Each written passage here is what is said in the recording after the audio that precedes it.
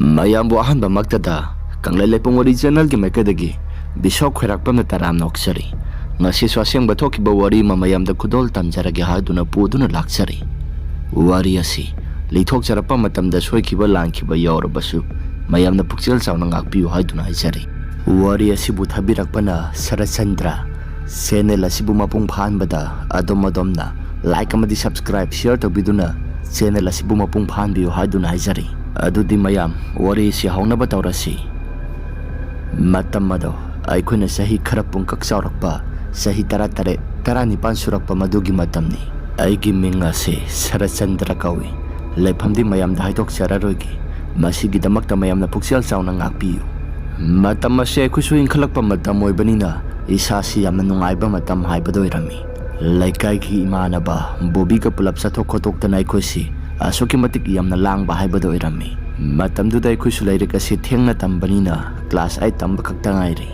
ꯆꯍꯤ 18, 19 ꯍꯥꯏꯕꯁꯤ 10 ꯊꯥꯕ ꯌꯥꯔꯕ ꯃꯇꯝꯅꯤ꯫ ꯃꯇꯝ ꯑꯗꯣ ꯑꯩ ꯉꯁꯤꯁꯨ ꯅꯤꯡꯁꯤꯡꯂꯤ꯫ ꯌꯥꯝꯅꯁꯨ ꯅꯨꯡꯁꯤꯈꯤꯕ ꯊꯧꯗꯣꯛ ꯀꯌꯥ ꯃꯔꯨꯝ ꯑꯃ ꯊꯣꯛꯈꯤ, ꯑꯗꯨꯒ ꯌꯥꯝꯅꯁꯨ ꯀꯤꯈꯤꯕ ꯃꯇꯝ ꯑꯃꯈꯛꯅꯤ꯫ ꯑꯩꯈꯣꯏꯒꯤ ꯃꯃꯥꯡꯗ ꯏꯅꯦ ꯃꯌꯨꯝ ꯄꯥꯟꯕ ꯈꯪꯗꯕ ꯑꯃ ꯂꯩ꯫ ꯏꯅꯦ ꯑꯁꯤ ꯂꯩꯁꯥꯔꯤꯉꯩ ꯃꯇꯝꯗꯒꯤ ꯍꯧꯔꯒ ꯃꯤꯅ ꯄꯣꯠꯁꯦꯝ ꯖꯥꯗꯨ ꯇꯧꯁꯤꯟꯈꯤꯕꯅꯤ ꯍꯥꯏ꯫ ꯑꯗꯨꯅ ꯃꯁꯥꯗꯣ ꯑꯃꯨꯛꯁꯨ ꯒ꯭ꯌꯥꯟ ꯃꯦꯟ ꯇꯥꯗꯕ ꯃꯈꯩ ꯑꯉꯥꯎ ꯑꯐꯩꯒꯤ ꯊꯕꯛ ꯀꯌꯥ ꯃꯔꯨꯝ ꯑꯃ ꯇꯧꯏ, ꯑꯗꯨꯒ ꯑꯃꯨꯛꯁꯨ ꯒ꯭ꯌꯥꯟ ꯇꯥꯕꯒꯤ ꯃꯇꯧꯒꯨꯝꯅ ꯇꯧꯗꯨꯅ ꯏꯃꯨꯡ ꯃꯅꯨꯡꯒꯤ ꯊꯕꯛ ꯏꯪꯈꯥꯡ ꯁꯨꯏ꯫ ꯑꯗꯨꯒ ꯃꯍꯥꯛꯅ ꯁꯥꯔꯩ ꯍꯧꯔꯛꯄ ꯃꯇꯝꯗꯅ ꯁꯤꯒꯦ ꯍꯥꯏꯅ ꯇꯧꯕ ꯐꯥꯎꯕꯗ ꯐꯅ ꯌꯥꯝꯅ ꯌꯥꯎꯈ꯭ꯔꯦ꯫ ꯑꯩꯈꯣꯏꯅ ꯒ꯭ꯌꯥꯟ ꯇꯥꯔꯛꯄꯗꯒꯤ ꯍꯧꯔꯒ ꯏꯅꯦ ꯑꯁꯤ ꯋꯥꯈꯜ ꯆꯣꯏꯗꯨꯅ ꯑꯗꯨꯃꯛ ꯂꯩꯔꯝꯃꯤ꯫ ꯑꯗꯨꯕꯨ ꯃꯇꯝꯒꯤ ꯃꯇꯨꯡ ꯏꯟꯅ ꯑꯁꯨꯝ ꯇꯧꯔꯛꯄꯅ ꯏꯅꯦ ꯑꯁꯤ ꯃꯍꯥꯛꯀꯤ ꯉꯥꯎꯕꯗꯨꯁꯨ ꯑꯁꯨꯝ ꯍꯦꯟꯖꯤꯜꯂꯛꯂꯝꯃꯤ꯫ ꯃꯍꯥꯛꯀꯤ ꯃꯇꯧꯁꯤꯡ ꯑꯗꯣ ꯑꯩꯈꯣꯏꯅ ꯑꯉꯥꯡ ꯑꯣꯏꯔꯤꯉꯩ ꯃꯇꯝꯗ ꯌꯥꯝꯅ ꯅꯨꯡꯉꯥꯏꯔꯝꯗꯦ꯫ ꯑꯩꯅ ꯅꯣꯡꯃꯗꯤ ꯕꯕꯥꯗ ꯁꯨꯝ ꯍꯪꯉꯤ, "ꯕꯕꯥ,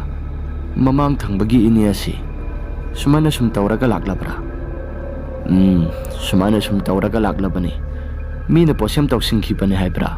ꯑꯩꯈꯣꯏꯁꯨ ꯒ꯭ꯌꯥꯟ ꯃꯦꯟ ꯇꯥꯗꯦ꯫ ꯅꯅꯦ ꯑꯁꯤ ꯍꯥꯟꯅ ꯑꯇꯣꯞꯄ ꯅꯨꯄꯥ ꯑꯃꯗ ꯆꯦꯜꯂꯨꯔꯕꯅꯤ, ꯑꯗꯨꯕꯨ ꯅꯨꯄꯥꯗꯨꯒꯤ ꯃꯃꯥꯗꯣ ꯃꯗꯨꯅ ꯄꯥꯝꯗꯦ ꯍꯥꯏꯗꯨꯅ ꯀꯔꯤꯅꯣ ꯈꯔ ꯇꯧꯔꯛꯈꯤꯕꯅꯤ꯫ ꯃꯇꯝꯗꯨꯗ ꯑꯩꯈꯣꯏꯁꯨ ꯌꯥꯝꯅ ꯆꯠꯂꯨꯏ꯫ ꯃꯈꯣꯏꯒꯤ ꯏꯃꯨꯡ ꯑꯗꯣ ꯅꯅꯦꯁꯤ ꯌꯥꯝꯅ ꯄꯥꯝꯗꯕꯖꯥꯠꯅꯤ꯫ ꯏꯃꯨꯡ ꯑꯅꯤ ꯑꯁꯤ ꯌꯥꯝꯅ ꯌꯦꯡꯊꯤꯅꯈꯤ꯫ ꯕꯕꯥꯒꯤ ꯋꯥꯍꯩ ꯄꯨꯝꯅꯃꯛꯁꯤꯡ ꯑꯗꯨꯗ ꯑꯩꯅ ꯃꯈꯥ తాꯅ ꯍꯪꯉꯤ, ꯌꯥꯝꯅ ꯉꯛꯅ, "ꯕꯕꯥ, ꯄꯥꯝꯗꯦ ꯍꯥꯏꯗꯨꯅꯕꯨ ꯑꯗꯨꯃꯥꯏꯅ ꯁꯨꯝ ꯇꯧꯕ ꯍꯧꯅꯕ꯭ꯔꯅꯦ? ꯃꯤꯒꯤ ꯃꯆꯥꯅꯤ, ꯃꯈꯣꯏꯒꯤꯁꯨ ꯃꯆꯥ ꯅꯠꯇꯦ꯫ ꯑꯗꯣ ꯃꯈꯣꯏꯒꯤ ꯃꯆꯥ ꯃꯁꯨꯗ ꯁꯨꯃꯥꯏꯅ ꯇꯧꯕ ꯌꯥꯎꯔꯕꯗꯤ ꯃꯈꯣꯏ ꯅꯨꯡꯉꯥꯏꯒꯗ꯭ꯔꯅꯦ?" "ꯈꯪꯗ꯭ꯔꯦꯗ, ꯃꯤꯒꯤ ꯑꯄꯥꯝꯕ ꯍꯥꯏꯕꯗꯨꯅꯤ꯫ ꯑꯗꯣ ꯅꯅꯦꯁꯦ ꯄꯥꯝꯗ꯭ꯔꯦ ꯍꯥꯏꯗꯨꯅ ꯃꯈꯣꯏꯅ ꯏꯟꯊꯣꯔꯛꯂꯦ꯫ ꯃꯆꯥꯅꯨꯄꯥꯗꯨꯅ ꯂꯧꯕ ꯅꯨꯄꯤꯗꯣ ꯅꯥꯇꯩ ꯄꯨꯇꯩ ꯑꯃꯠꯇ ꯆꯥꯗ꯭ꯔꯕ ꯃꯥꯜꯂꯦꯗ꯫ ꯅꯨꯄꯤꯗꯨꯁꯨ ꯀꯔꯤꯅꯣ ꯈꯕꯩ ꯈꯔ ꯁꯥꯕ ꯅꯨꯄꯤ ꯑꯣꯏꯔꯕ ꯃꯥꯜꯂꯦ꯫ ꯏꯃꯨꯡ ꯃꯅꯨꯡ ꯑꯃꯠꯇ ꯇꯤꯟꯅꯕ ꯌꯥꯗꯦ ꯍꯥꯏ꯫ ꯑꯩꯈꯣꯏꯅ ꯁꯨꯝ ꯄꯥꯎ ꯂꯧꯕꯗ, ꯐꯔꯦꯁꯦ, ꯁꯤꯒꯤ ꯋꯥꯔꯤ ꯄꯨꯝꯅꯃꯛꯁꯤꯡ ꯑꯁꯤ ꯁꯥꯟꯅꯔꯒꯨꯝꯁꯤ꯫ ꯅꯪꯁꯨ ꯀꯔꯤꯅꯣ ꯊꯕꯛ ꯇꯧꯗꯧꯕ ꯈꯔ ꯇꯧꯊꯣꯛꯎꯔꯣ."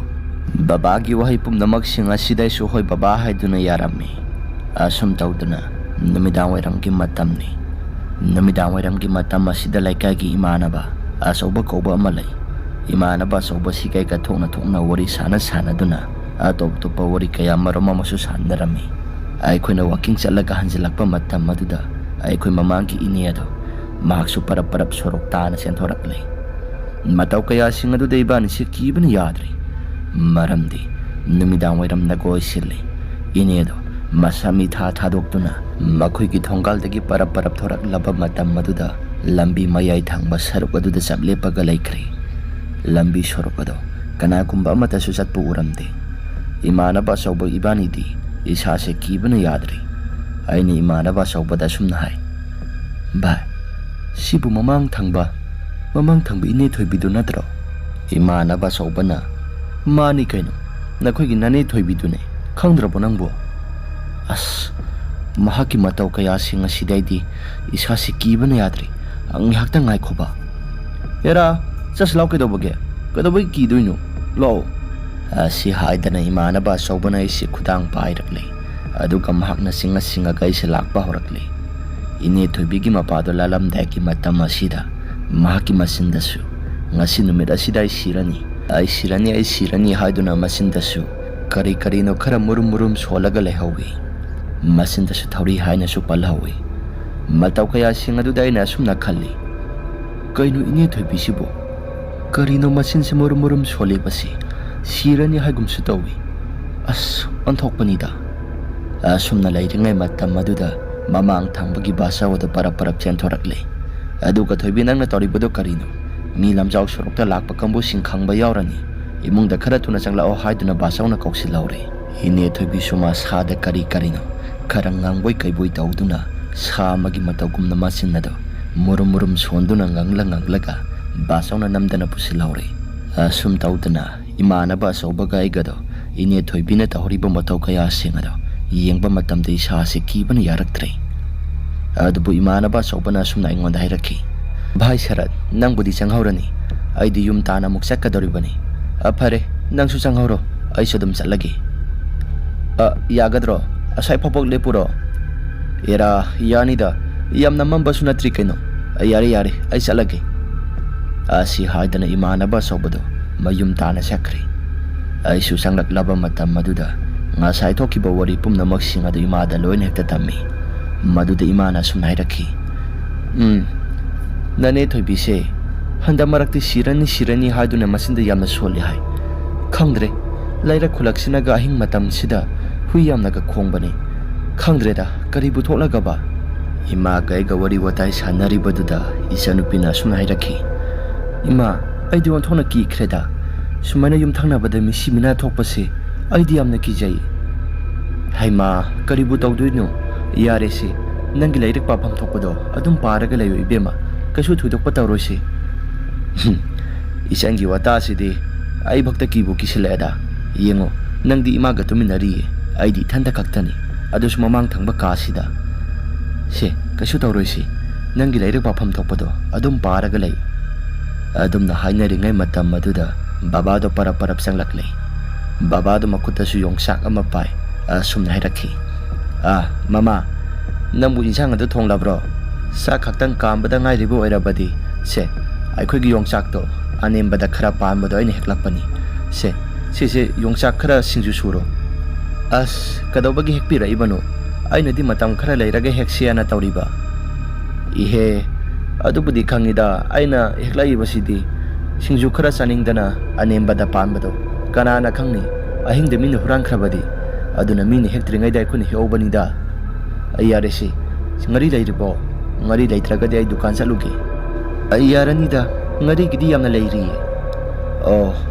fare dudi nasanu pina semalaga nangna sugi susuro asum tautana babada thokre aini imada sum hai ima kumsi sai simadi ai khugi yongsaga siamna phai mamang thakta pangkribo yongsak sing adu ga hairakadi handaki sin hena pali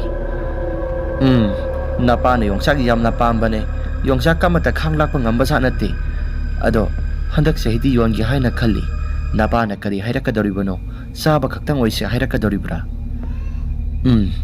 yongsak asi yamna sumarang kaina panbanina yon thokpadi yadi yabajani akhangdre babana kari hairakadoribano asum tawdana wari sana duna sagada thonglakpana sagada thongba loisille aikhoi mung manunggi miyoi sing pulap suna sare aduga magi mafam sing daw loin hekta pothana basangna khri aisu numit ado tumthage khanbani pang hekta tumthaba yade lairagado paba loisilakpada pung tara tarabani pung tara tarabaduda isi sangsilaga tumge haiduna tawbada laikai gi hui mayam sing asi yamna khongi laikai gi hui mayam sing asi onthongna yamna khongkhreda nahan khaidi sumaina tawdabani imana handak marak asi kari no khara tawe haibado madu sumgadoribra thongal asida su hui mayam sing asi leidana khongi as khangdre karino tawribase asum tawdana leiringai sairak asida aikhogi thongal da horibo yongsak pambiado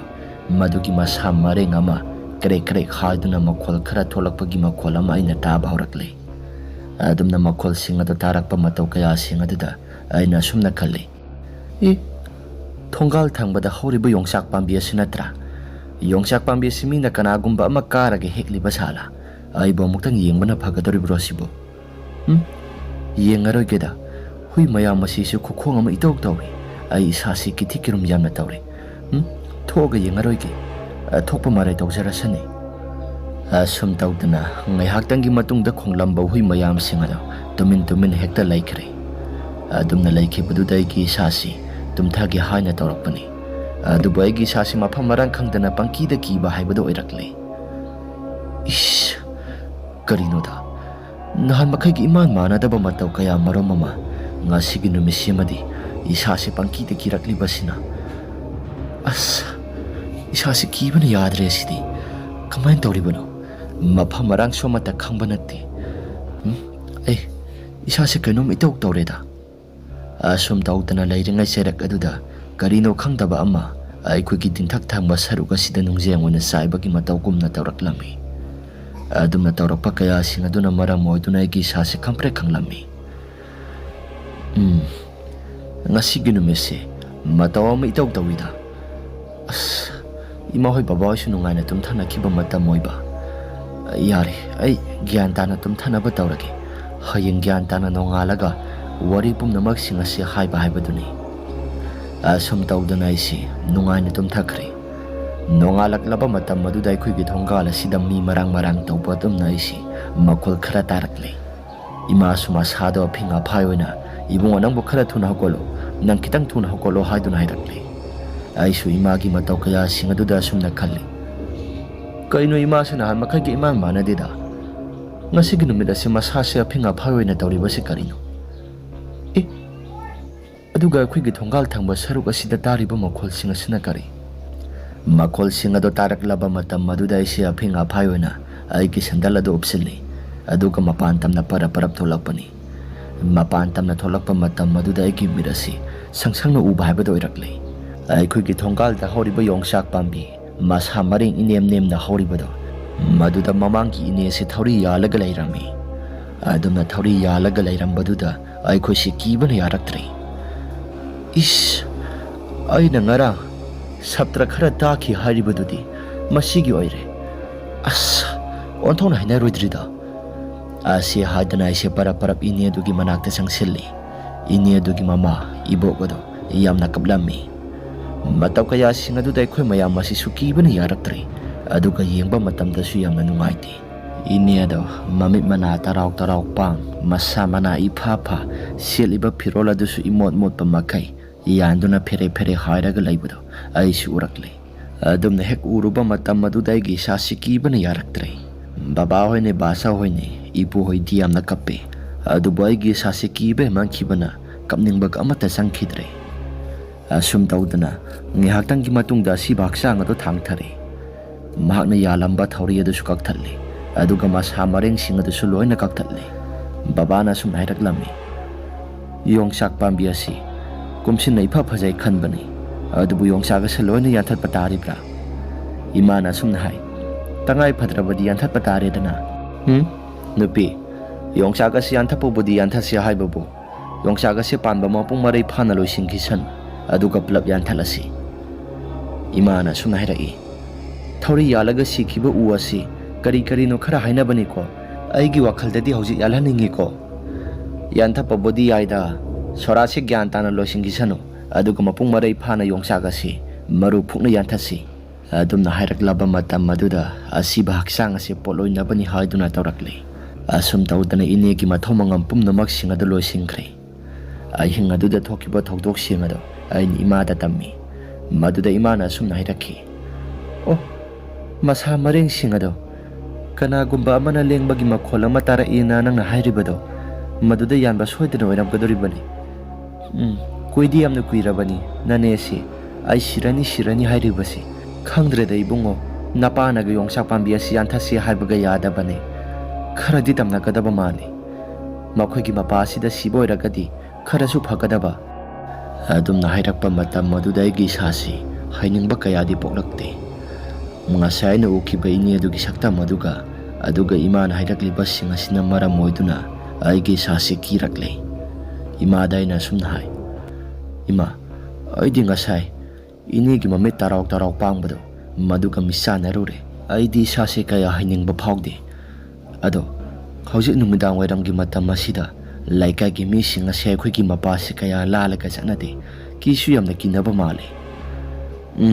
"ꯅꯍꯥꯟꯗꯒꯤ ꯍꯧꯔꯕꯅꯤ ꯊꯧꯔꯤ ꯌꯥꯟꯒꯅꯤ ꯌꯥꯟꯒꯅꯤ ꯍꯥꯏꯔꯛꯂꯤꯕꯗꯣ꯫ ꯑꯗꯨꯅ ꯂꯩꯀꯥꯏꯒꯤ ꯃꯤꯌꯥꯝꯁꯤꯡꯅ ꯍꯥꯏꯅꯔꯕꯅꯤ ꯊꯣꯏꯕꯤꯁꯤ ꯏꯀꯨꯏ ꯀꯨꯏꯗꯅ ꯁꯤꯗꯧ ꯃꯥꯜꯂꯦ ꯍꯥꯏꯗꯨꯅ."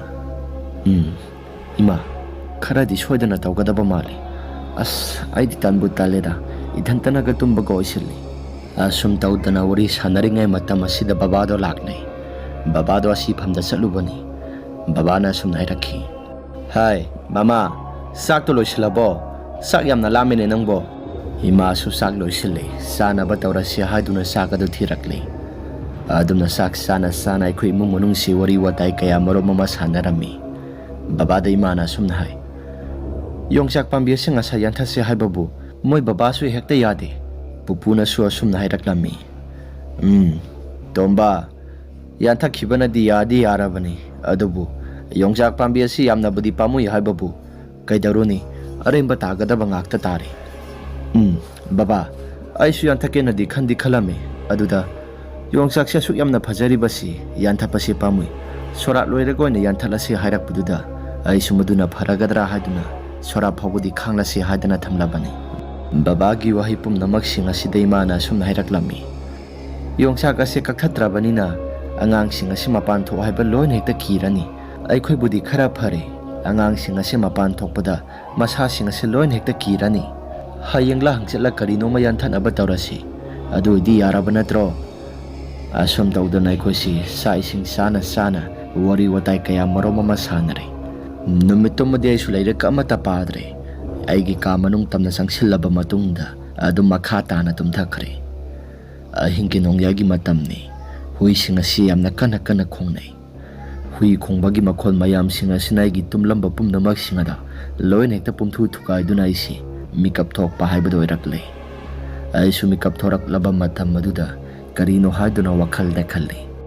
Hui mayam sing asina kapna launa basina maram oiduna aisu mikap thorakle. As onthokpagi matawnida makha tana tumthaba su amata yadre.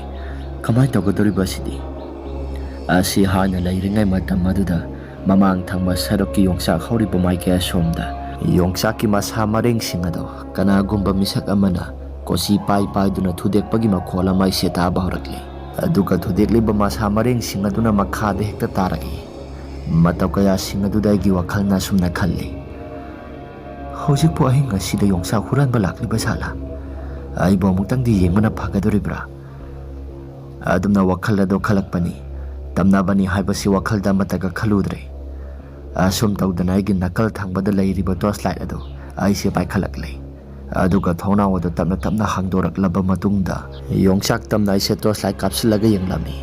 Adumna torchlight kapsilaga yengbaduda yongsak asisu karigumba amata hek lengba uramde. Aduga taramba makhol kaya singadasu tumin hekta laikre. Mataw asum tawdana tumin laikhibaduda aigi isase kibana yaraktre. Hauji waida yongsak ase kanagumba amana hekpagi makhol takiba taine. Aduga karino asum tawdana khallaga leiringai matam asida yongsak singado mathak thangba saruktagi pudrup launa kelakpagi makhol ama tarai. Tawbadabu makhol singado tabagi wani laimaida karigumba amata hek tarakpadi uramde. Mataw kaya singaduda aigi sase khara kiba horakle. Tamnariba haibadunina aidi ngasai makai ikawbu kawrure. Asum tawdana leiringai serak aduda yongsaki marumdagi kanagumba misak amana yenglakpagi matawgumna ingonda khara phawba horakle. Aduga yongsak aduda muna yengsiluba matam aduda kanagumba amata sulaiba uramde. Asum tawdana yongsak pambi adugi marum thangba sarukta mi amagi mitamgumna lepaga lairibado aisu uba horakle. Mataw kaya singadu urakpaduda aisu isase kibana yaraktre. Thong ado parap thingzille. Aduga aigi phamung tana parap kakhalakle. Adumna tawrakpa kaya sing aduda nupi amana yamna awasai na khangduna nahebagi makhol ama tarakle. As nupi amana nahebagi makhol natra onthokpagi matawnida. As ai khara thuna tumthawrage. Asumna leiringai sairak aduda laikagi hui mayam sing asisu mafam marang khangdana pangkhongda khongba horakle. Mataw kaya sing aduna aigi sase kibana yaraktre. Handamukta aigi sase phathaba ngamlaktre. Imade yamna hongna kawi phamungdagi kumthabasu isase kirakle. Ima sumikap thoraktuna aigi ka tamna parap lakle. Aduga kedauragi haidun hangi. Aisu wari pumnamak sing adu tamle. Maduda imana khujulai kham khara mai thabiraktuna isi okthokpire. Asum tawdana ꯈꯨꯖꯨ ꯂꯩꯈꯥꯝ ꯑꯗꯨ ꯈꯔ ꯃꯩ ꯊꯥꯔꯛꯄ ꯃꯇꯝ ꯑꯗꯨꯗ ꯇꯧꯔꯝꯕ ꯄꯨꯝꯅꯃꯛꯁꯤꯡ ꯑꯗꯨ ꯂꯣꯏꯅ ꯍꯦꯛꯇ ꯐꯈ꯭ꯔꯦ꯫ ꯍꯨꯏ ꯃꯌꯥꯝꯁꯤꯡꯅ ꯈꯣꯡꯂꯝꯕꯗꯨꯁꯨ ꯆꯞ ꯆꯞ ꯍꯦꯛꯇ ꯂꯦꯞꯄꯤ꯫ ꯑꯁꯨꯝ ꯇꯧꯗꯅ ꯅꯨꯃꯤꯠꯇꯨꯃꯗꯤ ꯑꯩꯁꯨ ꯅꯨꯡꯉꯥꯏꯅ ꯇꯨꯝꯊꯕ ꯍꯥꯏꯕꯗꯨ ꯑꯣꯏꯈ꯭ꯔꯦ꯫ ꯅꯣꯡꯉꯥꯜꯂꯛꯂꯕ ꯃꯇꯝ ꯑꯁꯤꯗ ꯑꯩꯈꯣꯏꯒꯤ ꯂꯩꯀꯥꯏꯒꯤ ꯃꯤꯑꯣꯏꯁꯤꯡ ꯑꯁꯤꯅ ꯌꯣꯡꯆꯥꯛ ꯄꯥꯝꯕꯤ ꯃꯈꯣꯡ ꯑꯁꯤꯗ ꯀꯔꯤ ꯀꯔꯤꯅꯣ ꯅꯨꯄꯤ ꯑꯃ ꯃꯁꯝ ꯏꯐꯥ ꯐꯥꯔꯒ ꯊꯣꯛꯄꯒꯤ ꯃꯇꯧꯒꯨꯝꯅ ꯇꯧꯏ꯫ ꯑꯗꯨꯒ ꯅꯈꯣꯏꯒꯤ ꯃꯄꯥ ꯊꯪꯕ ꯁꯔꯨꯛ ꯑꯁꯤ ꯂꯥꯟꯕ ꯑꯃꯠꯇ ꯌꯥꯗꯦ꯫ ꯅꯥꯊꯦꯡ ꯑꯃꯝ ꯆꯠꯄ ꯃꯤꯑꯣꯏꯁꯤꯡꯅ ꯇꯨꯡ ꯊꯪꯕ ꯁꯔꯨꯛ ꯑꯁꯤꯗ ꯀꯅꯥꯒꯨꯝꯕ ꯑꯃ ꯏꯟꯅꯔꯛꯄꯒꯤ ꯃꯇꯧꯒꯨꯝꯅ ꯇꯧꯏ ꯍꯥꯏꯗꯨꯅ ꯋꯥ ꯋꯥ ꯂꯥꯎꯕ ꯍꯧꯅꯔꯛꯂꯦ꯫ ꯑꯗꯨꯕꯨ ꯃꯌꯥꯝꯅ ꯍꯥꯏꯅꯔꯤꯕꯁꯤꯡ ꯑꯁꯤꯅ ꯃꯔꯝ ꯑꯣꯏꯗꯨꯅ ꯕꯕꯥꯅ ꯌꯣꯡꯆꯥꯛ ꯑꯁꯤ ꯑꯁꯇꯤ ꯂꯣꯏꯔꯒ ꯒ꯭ꯌꯥꯟ ꯇꯥꯅ ꯌꯥꯟꯊꯠꯂꯁꯤ, ꯑꯁꯇꯤ ꯃꯃꯥꯡ ꯐꯥꯎꯕꯗꯤ ꯃꯔꯥꯡ ꯇꯧꯕꯅꯤꯅ ꯌꯥꯟꯊꯠꯄ ꯀꯌꯥ ꯅꯨꯡꯉꯥꯏꯒꯗꯕ ꯃꯥꯟꯗꯦ ꯍꯥꯏꯗꯨꯅ ꯍꯥꯏꯅꯔꯦ꯫ ꯍꯌꯦꯡ ꯑꯁꯇꯤꯅꯤ ꯍꯥꯏꯕ ꯅꯨꯃꯤꯠꯇꯨꯒꯤ ꯅꯨꯃꯤꯗꯥꯡ ꯋꯥꯏꯔꯝꯒꯤ ꯃꯇꯝꯅꯤ꯫ ꯑꯩꯈꯣꯏ ꯂꯩꯀꯥꯏꯒꯤ ꯃꯟꯗꯣꯕꯗꯣ ꯃꯗꯨꯗ ꯁꯦꯡꯗꯣꯛꯅꯕꯅꯤ ꯍꯥꯏꯗꯅ ꯑꯩꯈꯣꯏꯁꯤ ꯇꯧꯔꯦ꯫ ꯅꯨꯃꯤꯠꯇꯨꯃꯗꯤ ꯏꯃꯥꯟꯅꯕ ꯑꯆꯧꯕꯁꯤ ꯌꯥꯎꯔꯝꯗꯦ꯫ ꯑꯩꯅꯤ ꯃꯃꯥꯡ ꯂꯩꯀꯥꯏꯒꯤ ꯏꯃꯥꯟꯅꯕ ꯈꯔ ꯇꯧꯗꯨꯅ ꯑꯩꯈꯣꯏꯁꯤ ꯁꯦꯡꯗꯣꯛꯄ ꯆꯠꯂꯝꯃꯤ꯫ ꯑꯁꯨꯝ ꯇꯧꯗꯅ ꯁꯦꯡꯗꯣꯛ ꯈꯣꯠꯇꯣꯛꯄ ꯂꯣꯏꯁꯤꯜꯂꯕ ꯃꯇꯨꯡꯗ ꯑꯩꯁꯨ ꯑꯁꯤꯐꯝꯗ ꯆꯪꯂꯝꯃꯤ꯫ ꯑꯗꯨꯒ ꯃꯃꯥꯡ ꯂꯩꯀꯥꯏꯒꯤ ꯏꯃꯥꯟꯅꯕꯁꯤꯡ ꯑꯗꯨꯁꯨ ꯃꯥꯒꯤ ꯃꯌꯨꯝꯁꯤꯡꯗ ꯍꯟꯅꯈ꯭ꯔꯦ꯫ ꯑꯩꯁꯨ ꯑꯩꯈꯣꯏ ꯇꯝꯅ ꯂꯥꯛꯀꯗꯧꯔꯤꯕꯁꯤ ꯏꯊꯟꯇ ꯈꯛꯇꯅꯤ꯫ ꯃꯩꯁꯨ ꯌꯥꯝꯅ ꯊꯥꯜꯂꯤ, ꯏꯊꯟꯇ ꯈꯛꯇ ꯆꯠꯂꯒꯦꯗ, ꯀꯅꯥꯕꯨ ꯀꯤꯒꯗꯧꯔꯤꯕꯅꯣ? ꯑꯁꯤ ꯍꯥꯏꯗꯅ ꯋꯥꯈꯜꯗ ꯑꯀꯤꯕ ꯃꯆꯦꯠ ꯑꯃꯠꯇ ꯌꯥꯎꯗꯅ ꯑꯩꯁꯤ ꯂꯥꯛꯈꯤꯕꯅꯤ꯫ ꯑꯗꯨꯕꯨ ꯌꯣꯡꯆꯥꯛ ꯄꯥꯝꯕꯤ ꯑꯁꯤ ꯎꯔꯛꯄ ꯃꯇꯝ ꯑꯁꯤꯗ ꯑꯩꯒꯤ ꯏꯁꯥꯁꯤ ꯀꯤꯕꯅ ꯌꯥꯔꯛꯇ꯭ꯔꯦ꯫ ꯑꯁ, ꯂꯝꯕꯤ ꯑꯁꯤꯁꯨ ꯀꯅꯥꯒꯨꯝꯕ ꯑꯃꯠꯇ ꯍꯦꯛ ꯆꯠꯅꯗꯕ ꯑꯣꯟꯊꯣꯛꯄꯒꯤ ꯃꯊꯧꯅꯤꯗ꯫ ꯐꯔꯦ, ꯑꯩ ꯆꯠꯇꯗꯤ ꯆꯠꯂꯒꯦ꯫ ꯑꯁꯤ ꯍꯥꯏꯗꯨꯅ ꯑꯩꯁꯦ ꯈꯣꯡꯊꯥꯡ ꯑꯗꯨ ꯊꯥꯡꯗꯨꯅ ꯂꯥꯛꯄꯅ ꯁꯣꯔꯣꯛ ꯃꯇꯥꯏꯗ ꯍꯧꯔꯤꯕ ꯌꯣꯡꯆꯥꯛ ꯄꯥꯝꯕꯤ ꯑꯗꯣ ꯃꯗꯨꯒꯤ ꯃꯄꯥ ꯌꯧꯔꯛꯂꯦ꯫ ꯃꯗꯨꯒꯤ ꯃꯄꯥ ꯌꯧꯔꯛꯄꯗꯨꯗ ꯌꯣꯡꯆꯥꯛ ꯄꯥꯝꯕꯤ ꯃꯈꯣꯡ ꯑꯗꯨꯗ ꯑꯍꯥꯎ ꯑꯊꯨꯝ ꯈꯔ ꯀꯠꯂꯤꯕꯗꯣ ꯃꯗꯨ ꯎꯔꯛꯄꯗꯨꯗ ꯑꯩꯒꯤ ꯏꯁꯥꯁꯤ ꯑꯃꯨꯛꯀ ꯍꯦꯟꯅ ꯀꯤꯔꯛꯂꯦ꯫ ꯑꯗꯨꯕꯨ ꯏꯁꯥꯅ ꯑꯁꯨꯝꯅ ꯈꯜꯂꯦ, ꯍꯩꯁ, ꯑꯩ ꯀꯤꯅ ꯆꯪꯕ ꯌꯥꯗꯦ, ꯀꯤꯗꯅ ꯑꯩ ꯆꯪꯕ ꯇꯝꯕ ꯇꯥꯕꯅꯤ꯫ ꯐꯔꯦ, ꯑꯩ ꯈꯔ ꯊꯨꯅ ꯆꯠꯂꯒꯦ꯫ ꯑꯁꯤ ꯍꯥꯏꯗꯅ ꯑꯩꯁꯦ ꯄꯔꯞ ꯂꯥꯛꯄꯅꯤ꯫ ꯑꯗꯨꯕꯨ ꯑꯩꯒꯤ ꯇꯨꯡ ꯊꯪꯕ ꯁꯔꯨꯛ ꯑꯁꯤꯗ ꯀꯅꯥꯒꯨꯝꯕ ꯑꯃꯅ ꯉꯪꯗꯅ ꯂꯥꯛꯄꯒꯤ ꯃꯈꯣꯜ ꯑꯃ ꯇꯥꯔꯛꯂꯦ꯫ ꯃꯈꯣꯜꯁꯤꯡ ꯑꯗꯨ ꯇꯥꯔꯛꯄ ꯃꯇꯝ ꯑꯗꯨꯗ ꯑꯩꯁꯨ ꯏꯁꯥꯁꯤ ꯀꯤꯕꯅ ꯌꯥꯔꯛꯇ꯭ꯔꯦ, ꯆꯞ ꯌꯨꯡꯅ ꯂꯦꯞꯄꯤ꯫ ꯇꯨꯡ ꯊꯪꯕ ꯁꯔꯨꯛ ꯑꯁꯤꯗ ꯂꯥꯛꯂꯤꯕꯁꯤ ꯀꯅꯥꯅꯣ? ꯑꯁ, ꯑꯣꯟꯊꯣꯛꯅ ꯍꯩꯅꯔꯣꯏꯗ꯭ꯔꯤꯗ꯫ ꯑꯩꯕꯨ ꯑꯃꯨꯛꯇꯪ ꯃꯥꯏ ꯑꯁꯤ ꯂꯩꯊꯣꯛꯇꯨꯅ ꯌꯦꯡꯕꯅ ꯐꯒꯗꯧꯔꯤꯕ꯭ꯔꯥ? ꯑꯩ ꯌꯦꯡꯗꯕꯅ ꯐꯅꯤꯗ꯫ ꯀꯣꯟꯊꯣꯡꯁꯥꯏ ꯑꯁꯤ ꯈꯔ ꯊꯨꯅ ꯁꯠꯂꯒꯦ, ꯑꯗꯨꯒ ꯆꯪꯅꯕ ꯇꯧꯔꯒꯦ꯫ ꯑꯁꯤ ꯍꯥꯏꯗꯅ ꯑꯩꯁꯦ ꯀꯣꯟꯊꯣꯡꯁꯥꯏ ꯑꯗꯣ ꯄꯔꯞ ꯁꯠꯇꯨꯅ ꯆꯪꯒꯦ ꯍꯥꯏꯗꯨꯅ ꯇꯧꯔꯛꯄ ꯇꯥꯟꯖꯥꯅꯤ꯫ ꯑꯩꯒꯤ ꯇꯨꯡ ꯊꯪꯕ ꯁꯔꯨꯛ ꯑꯁꯤꯗ ꯌꯥꯝꯅ ꯅꯛꯅ ꯅꯨꯄꯤ ꯑꯃꯅ ꯑꯩ ꯁꯤꯔꯅꯤ, ꯈꯨꯠꯇ ꯊꯧꯔꯤ ꯀꯗꯥꯏ ꯍꯥꯏꯗꯅ ꯃꯆꯤꯟꯗꯁꯨ ꯃꯨꯔꯨꯝ ꯁꯣꯟꯕꯒꯨꯝꯅ ꯇꯥꯔꯛꯂꯦ꯫ ꯃꯇꯧ ꯀꯌꯥꯁꯤꯡ ꯑꯗꯨꯗ ꯑꯩꯒꯤ ꯏꯁꯥꯁꯤ ꯀꯤꯕꯅ ꯌꯥꯔꯛꯇ꯭ꯔꯦ, ꯈꯣꯡ ꯐꯥꯎꯕ ꯊꯥꯡꯕ ꯊꯣꯛꯂꯛꯇ꯭ꯔꯦ꯫ ꯑꯩꯒꯤ ꯆꯤꯟ ꯑꯁꯤꯗ ꯀꯔꯤꯅꯣ ꯋꯥꯍꯩ ꯈꯔ ꯍꯥꯏꯒꯦ ꯇꯧꯔꯝꯕꯅꯤ꯫ ꯕꯕꯥꯒ ꯏꯃꯥꯒ ꯀꯧꯁꯤꯔꯥ ꯍꯥꯏꯗꯨꯅ ꯈꯜꯂꯝꯕꯁꯤꯡ ꯑꯗꯨ ꯑꯃꯠꯇ ꯀꯧꯕ ꯊꯣꯛꯈꯤꯗ꯭ꯔꯦ꯫ ꯑꯩꯁꯨ ꯄꯥꯡꯒꯜ ꯑꯁꯤ ꯑꯔꯩꯕ ꯐꯨꯗꯣꯛꯇꯨꯅ ꯀꯣꯟꯊꯣꯡꯁꯥꯏ ꯑꯗꯨ ꯄꯔꯞ ꯁꯠꯂꯤ꯫ ꯑꯗꯨꯝꯅ ꯄꯔꯞ ꯁꯠꯂꯛꯄ ꯃꯇꯝ ꯑꯗꯨꯗ ꯑꯩꯁꯦ ꯃꯥꯏ ꯂꯩꯊꯣꯛꯇꯨꯅ ꯌꯦꯡꯂꯨꯕꯅꯤ꯫ ꯑꯗꯨꯕꯨ ꯌꯣꯡꯆꯥꯛ ꯃꯈꯣꯡ ꯑꯁꯤꯗ ꯅꯨꯄꯤ ꯑꯃ ꯊꯧꯔꯤ ꯂꯤꯁꯥꯡ ꯑꯃ ꯏꯄꯥꯏ ꯆꯨꯝꯗ꯭ꯔꯤꯡ ꯆꯨꯝꯅ ꯂꯦꯞ, ꯃꯁꯝ ꯃꯅꯥ ꯏꯐꯥ ꯐꯥꯅ ꯂꯦꯞꯄꯗꯣ ꯑꯩꯁꯨ ꯎꯔꯛꯂꯦ꯫ ꯃꯗꯨ ꯎꯔꯛꯂꯕ ꯃꯇꯝ ꯑꯗꯨꯗ ꯑꯩꯒꯤ ꯏꯁꯥꯁꯤ ꯌꯥꯝꯅ ꯀꯟꯅ ꯂꯥꯎꯗꯨꯅ ꯃꯐꯝ ꯑꯗꯨꯃꯛꯇꯗ ꯋꯥꯟꯊꯈꯤꯕ ꯍꯥꯏꯕꯗꯨ ꯑꯣꯏꯈ꯭ꯔꯦ꯫ ꯑꯩꯅ ꯋꯥꯈꯜ ꯇꯥꯔꯛꯂꯕ ꯃꯇꯝ ꯑꯗꯨꯗ ꯏꯃꯥꯒ ꯕꯕꯥꯒꯅ ꯑꯩꯁꯦ ꯋꯥꯈꯜ ꯇꯥꯅꯕꯅꯤ ꯍꯥꯏꯗꯨꯅ ꯏꯁꯤꯡ ꯊꯥꯔꯒ ꯂꯥꯛꯅꯔꯝꯃꯤ꯫ ꯑꯁꯨꯝ ꯇꯧꯗꯅ ꯋꯥꯔꯤ ꯄꯨꯝꯅꯃꯛꯁꯤꯡ ꯑꯗꯨ ꯑꯩꯁꯨ ꯂꯣꯏꯅ ꯍꯦꯛꯇ ꯇꯝꯂꯦ꯫ ꯑꯗꯨꯝꯅ ꯋꯥꯔꯤ ꯄꯨꯝꯅꯃꯛꯁꯤꯡ ꯑꯗꯨ ꯇꯝꯂꯕ ꯃꯇꯨꯡꯗ ꯕꯕꯥꯅ ꯍꯌꯦꯡ ꯑꯁꯇꯤ ꯑꯁꯤ ꯍꯦꯛ ꯂꯣꯏꯕꯒ ꯌꯣꯡꯆꯥꯛ ꯄꯥꯝꯕꯤ ꯑꯁꯤ ꯌꯥꯜꯂꯒꯦ ꯍꯥꯏꯗꯨꯅ ꯍꯥꯏꯔꯛꯂꯦ꯫ ꯅꯣꯡꯉꯥꯜꯂꯛꯂꯦ꯫ ꯅꯣꯡꯉꯥꯜꯂꯕꯗꯨꯗ ꯑꯁꯇꯤ ꯑꯗꯨ ꯐꯖꯅ ꯄꯥꯡꯊꯣꯛꯇꯨꯅ ꯂꯣꯏꯁꯤꯟꯈ꯭ꯔꯦ꯫ ꯑꯗꯨꯒ ꯌꯣꯡꯆꯥꯛ ꯄꯥꯝꯕꯤ ꯑꯗꯨꯁꯨ ꯌꯥꯟꯊꯠꯂꯕ ꯃꯇꯝ ꯑꯗꯨꯗ ꯑꯩꯈꯣꯏꯒꯤ ꯑꯀꯤꯕꯁꯤ ꯈꯔ ꯃꯈꯩꯗꯤ ꯐꯔꯦ꯫ ꯑꯗꯨꯕꯨ ꯃꯈꯥ ꯇꯥꯅ ꯀꯔꯤꯒꯨꯝꯕ ꯑꯃꯠꯇ ꯍꯦꯛ ꯇꯧꯔꯛꯈꯤꯗ꯭ꯔꯦ꯫ ꯃꯈꯥ ꯇꯥꯅ ꯇꯧꯔꯛꯇ꯭ꯔꯦ ꯍꯥꯏꯕꯒꯤ ꯋꯥꯅꯤ, ꯑꯀꯤꯕꯗꯤ ꯂꯩꯀꯥꯏꯒꯤ ꯃꯤꯌꯥꯝꯁꯤꯡ ꯑꯁꯤ ꯑꯗꯨꯝ ꯂꯩꯅꯩ꯫ ꯁꯣꯔꯥꯠꯇꯨꯁꯨ ꯃꯄꯨꯡ ꯐꯥꯅ ꯍꯦꯛ ꯂꯣꯏꯁꯤꯟꯈꯤꯕꯒ ꯑꯀꯤꯕ ꯄꯨꯝꯅꯃꯛꯁꯤꯡ ꯑꯗꯨ ꯂꯣꯏꯅ ꯍꯦꯛꯇ ꯐꯈ꯭ꯔꯦ꯫ ꯌꯣꯡꯆꯥꯛ ꯄꯥꯝꯕꯤ ꯑꯗꯨꯁꯨ ꯀꯛꯊꯠꯂꯦ꯫ ꯑꯗꯨꯒ ꯃꯇꯨꯞ ꯊꯣꯛꯅ ꯀꯛꯊꯠꯂꯕ ꯃꯇꯝ ꯑꯗꯨꯗ ꯄꯨꯈ꯭ꯔꯤ ꯃꯄꯥꯟ ꯇꯝꯅ ꯄꯨꯊꯔꯒ ꯃꯩ ꯊꯥꯗꯣꯛꯈ꯭ꯔꯦ꯫ ꯃꯁꯤꯒꯤ ꯃꯇꯨꯡ ꯇꯥꯔꯛꯄꯗ ꯀꯔꯤꯒꯨꯝꯕ ꯑꯃꯠꯇ ꯍꯦꯛ ꯇꯧꯔꯛꯈꯤꯗ꯭ꯔꯦ꯫ ꯁꯣꯔꯥꯠ ꯂꯣꯏꯈꯤꯕꯗꯒꯤ ꯑꯩꯈꯣꯏꯁꯨ ꯑꯀꯤꯕ ꯄꯨꯝꯅꯃꯛꯁꯤꯡ ꯑꯗꯨ ꯂꯣꯏꯅ ꯍꯦꯛꯇ ꯐꯈꯤꯗꯨꯅ ꯍꯥꯟꯅꯒꯤ ꯃꯇꯧꯒꯨꯝ ꯂꯝꯕꯤ ꯑꯁꯤ ꯆꯠꯊꯣꯛ ꯆꯠꯁꯤꯟ ꯇꯧꯅꯈ꯭ꯔꯦ꯫ ꯑꯗꯨꯕꯨ ꯃꯇꯝ ꯑꯗꯨꯗ ꯊꯣꯛꯈꯤꯕꯁꯤꯡ ꯑꯗꯨ ꯑꯩ ꯉꯁꯤꯃꯛꯁꯨ ꯀꯥꯎꯕ ꯑꯃꯠꯇ ꯂꯩꯇꯦ꯫ ꯑꯩꯒꯤ ꯏꯁꯥꯁꯤ ꯅꯨꯃꯤꯠꯇꯨꯗ ꯍꯥꯏꯅꯤꯡꯉꯥꯏ ꯂꯩꯇꯅ ꯀꯤꯈꯤꯕꯅꯤ꯫ ꯑꯗꯨꯕꯨ ꯍꯧꯖꯤꯛꯇꯤ ꯀꯔꯤꯒꯨꯝꯕ ꯑꯃꯠꯇ ꯇꯧꯗ꯭ꯔꯦ꯫ Matamgi matungin ay sunupi ang thiraktuna imitta isa uzari. Wari sa matang as dalo sinjari. Kadi kumba wari sinunga bibatara kadi like amadi subscribe share to bira mohaduna izari. Aduga mana adom gi isada thokpa semba wari sing laibira kadi ay kuna pitok sari ba WhatsApp number asida thabirak na baning singjari.